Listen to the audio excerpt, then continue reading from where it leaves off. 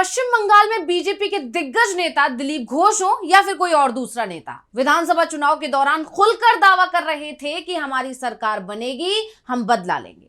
यहां तक कह दिया था कि अगर भाजपा सत्ता में आती है तो पश्चिम बंगाल पुलिस को उत्तर प्रदेश पुलिस की स्टाइल में एनकाउंटर करके बदला लेगी और हमारे लोगों को रोने की जरूरत नहीं है। घोष तो चुनाव जीतकर बुलडोजर पर चढ़कर जश्न मना रहे थे, तभी साफ हो गया था कि बंगाल में अगर नतीजे बीजेपी के पक्ष में आए तब हिंसा हो सकती है। तो अब आप देखिए, इस वक्त ममता बनर्जी राज्य की सीएम है, नई सरकार नहीं बनी है, लेकिन बंगाल पुलिस ने अपने ही सीएम को सुरक्षा देने से इनकार कर दिया है। भारतीय इतिहास में यह पहला मौका होगा जब राज्य पुलिस अपने ही सीएम को सुरक्षा नहीं दे रही है, क्योंकि ये नई बीजेपी है और उसके शासन का नया तरीका। अभी सरकार बनी भी नहीं है कि बुलडोजर एक्शन भी शुरू हो गया है और इसके लिए कोई नोटिस नहीं, कोई सुनवाई नहीं, सीधे सिर्फ एक्शन, और एक्शन भी बीजेपी के नेता ले रहे हैं। पुलिस सिर्फ हाथ बांध कर खड़ी है और बंगाल में बीजेपी की जीत से मचे बवाल को लेकर ही आज हम अपनी स्पेशल रिपोर्ट में करने जा रहे हैं बात। नमस्कार, मैं हूं अंशिता।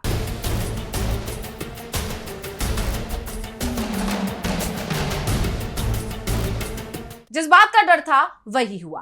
पश्चिम बंगाल में अभी सरकार नहीं बनी है, लेकिन बुलडोजर एक्शन जरूर शुरू हो गया है। ममता बनर्जी ने जैसे ही ऐलान किया कि वो इस्तीफा नहीं देंगी, वैसे ही बीजेपी अपने असली रूप में आ गई और डराने धमकाने की नीति अपनाने लगी, जिसे देखकर कहा जा रहा है कि बीजेपी बदले की राजनीति कर रही है। जीत के जश्न की आड़ में बीजेपी डराने धमकाने में लग गई है। बीजेपी टीएमसी समर्थकों और नेताओं को डरा रही है, बुलडोजर चलाकर ये बता रही है कि टीएमसी का साथ देने वालों के साथ यही होगा।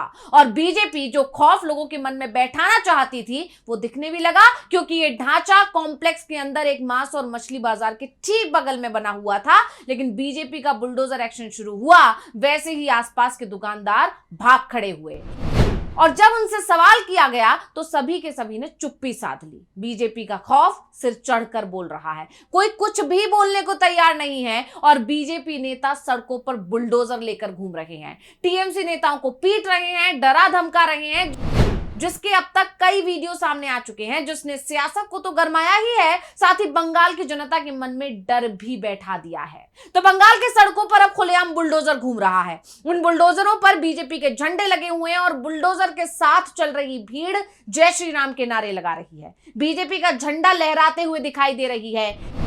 और ऐसे एक दो नहीं बल्कि अनगिनत वीडियो सोशल मीडिया पर तैर रहे हैं। बुलडोजर चलाए जाने के कई वीडियो सामने आए हैं और इसमें सबसे ज्यादा चर्चा एक वीडियो की हो रही है, जिसमें बुलडोजर से टीएमसी दफ्तर को पूरी तरह से ढहा दिया गया है और यह दफ्तर हॉग मार्केट इलाके में था।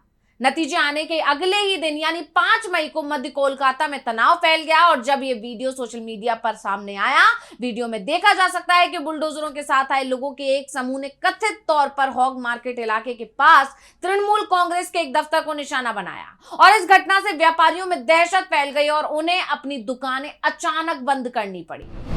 तृणमूल कांग्रेस महुआ मोइत्रा समेत टीएमसी के कई नेताओं ने वीडियो शेयर कर बीजेपी पर बुलडोजर चलाने का आरोप लगाया और अब इस घटना ने पश्चिम बंगाल में हाल ही में हुए चुनावी नतीजों के बाद बढ़े राजनीतिक तनाव को और ज्यादा बढ़ा दिया है।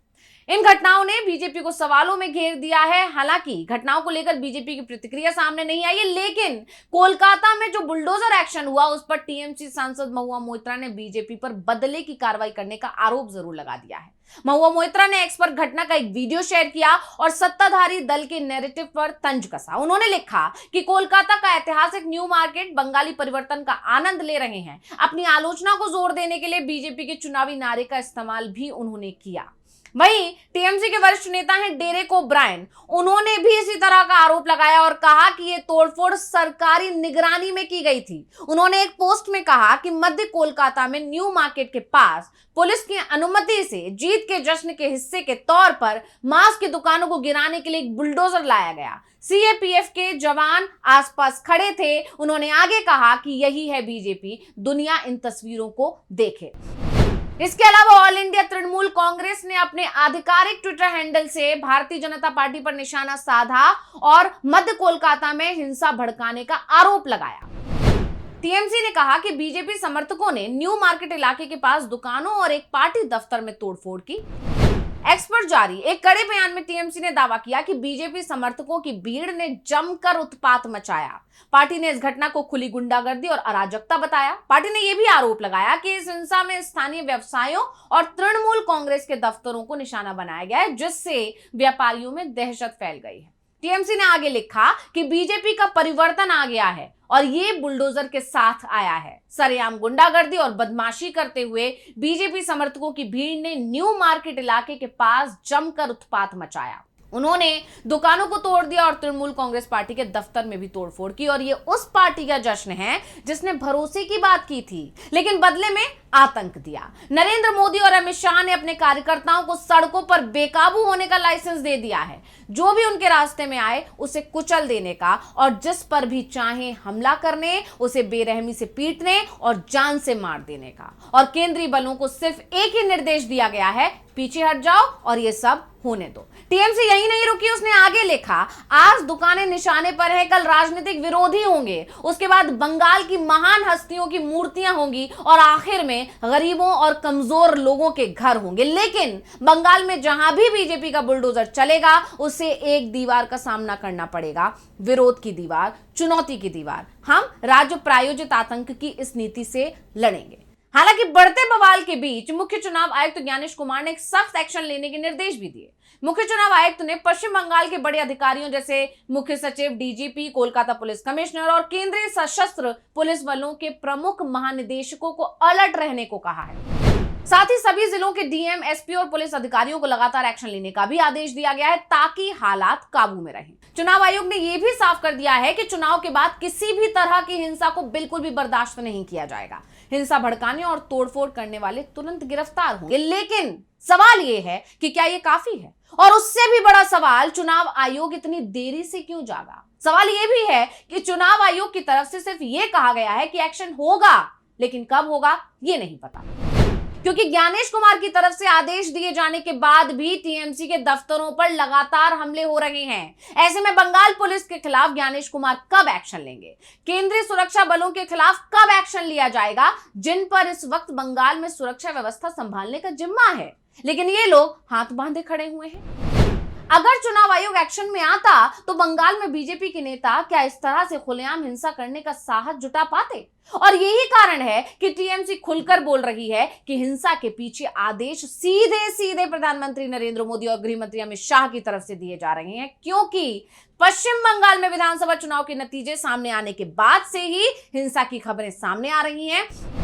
कई जगह पर भाजपा और टीएमसी कार्यकर्ताओं के बीच झड़प और हिंसा के बाद दोनों पार्टियों के एक कार्यकर्ता की जान भी चली गई है। यानी देखा जा सकता है कि बंगाल में विधानसभा चुनाव के नतीजों के बाद हिंसक घटनाओं का सिलसिला जारी है। और इसके बाद कहा जा रहा है कि क्या विपक्ष का आरोप सही था कि यह तैनाती सिर्फ चुनाव में धांधली के लिए की गई थी? यही नहीं, पश्चिम बंगाल विधानसभा चुनाव 2026 के नतीजों के बाद ममता बनर्जी और अभिषेक बनर्जी की अतिरिक्त सुरक्षा भी वापस ले ली गई। हालांकि उनकी Z+ सुरक्षा बनी रहेगी, लेकिन राज्य पुलिस की तरफ से प्रदान की गई अतिरिक्त सुरक्षा को हटा दिया गया। अब गौर करने वाली बात यह है कि यह निर्णय 6 मई 2026 की सुबह से ही प्रभावी हो गया, यानी इतनी जल्दबाजी दिखाई गई। अभिषेक बनर्जी के आवास और कार्यालय से भी सुरक्षा कर्मियों और बैरिकेड्स को हटा दिया गया। अब जहां राज्य में इस तरह की हिंसा फैली हुई है, ऐसे में इन लोगों की सुरक्षा वापस लेना बीजेपी की मानसिकता पर सवाल तो उठाता ही है। और साथ ही जिस तरह बुलडोजर एक्शन देखने को मिल रहा है, उसके बाद से टीएमसी के वो सारे दावे सही होते दिखाई दे रहे हैं जिसमें वो दावा कर रही थी कि बीजेपी बदले की राजनीति करेगी। तो स्पेशल रिपोर्ट आपको कैसी लगी हमें कमेंट करके अपनी राय जरूर दीजिएगा। इसी के साथ मुझे दीजिए इजाजत। देखते रहिए DV लाइव। नमस्कार।